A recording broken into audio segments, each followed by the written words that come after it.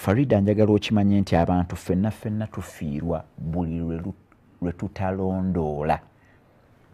Omuntu akugamba nti alina ennimiro ye nombuuza ennimiro ye eriwa nti erina Kasongola wagirondoola nti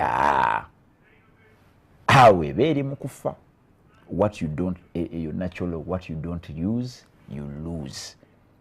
Buli lwobeera nga tolondoola olaba ne sente zo zetussa ku account. Kampuni zongezi zikola kye bayita bank reconciliation. Buli kampani rehiring accountant kyesooka okumusaba kukola bank reconciliation. Emugamba ku mwezi genda okebere okakase nti sente ffe zetulala zaatuuse ku account ne bank egamba zeerina. Ekyo no kampuni zikikola buli mwezi era buli teriyo wana accountant gwe basasula ngo ku mirimu gye gisinga obunene ogwo teguliiko.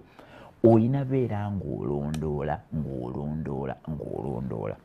Abantu batandise business ne bagamba nti muto wange yagirimu ye yaba agirondoola. Oba kizibwe wange oba anti wange ye naabeera nga tabiriiko nga tayagala kulondoola.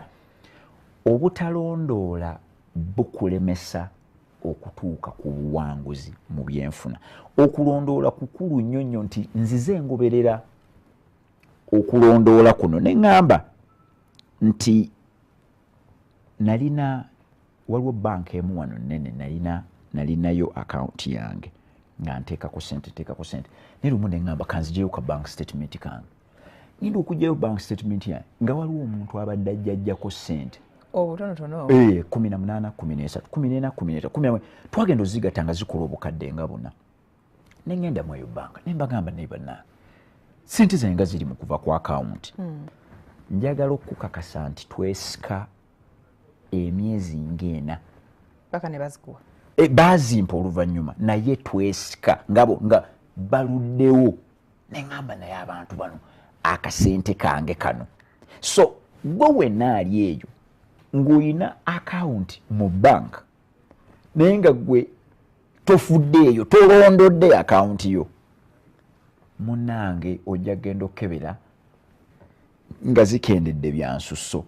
Oguze ettaka somewhere tolirambula tolirondoola tosobola kutuuka ku biruubirirwa biri bye twagala ebya financial success. Tosobola.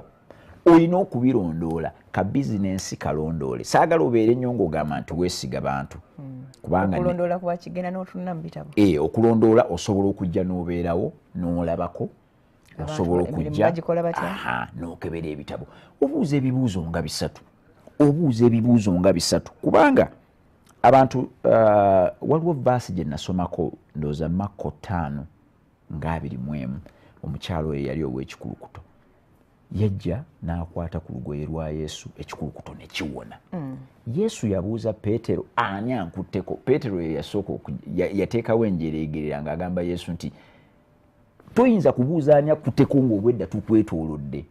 Ko Yesu nti mpulidde amaanyi nga ganvaamu.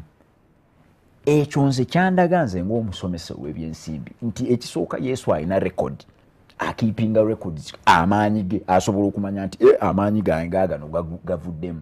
Ate agalondoola n'ogalondoola. Njagala abantu babeere nga bw'otuuka ku nnimiro yo. Ennimiro yo wasimba ebitooke ebyo tugambe 10. Osuubiramu enkota z'amatooke nga 8. Bw'ojjawo oti n'ogalaba nga gazze. Bw'okomawo ku harvest at least ku 8 suubiranga 68. Naye bw'ojja buzinoga ne bakugamba owaaye muvuddemu enkota 3. Toli mu kulondoola. Ne bakugamba bugambi nti oba gafuuse menvu enkima ne zigalya. Toli mu kulondoola. Abantu bakozesa nnyo chance. Lwaki temwagatemye nga tegannayenda? Okirabye? Abantu bakozesa nnyo. Abantu abatwetoolodde n'ebyoyoyoyo ebibi ebitwetoolodde bikozesa nnyo chance ya butalondoola.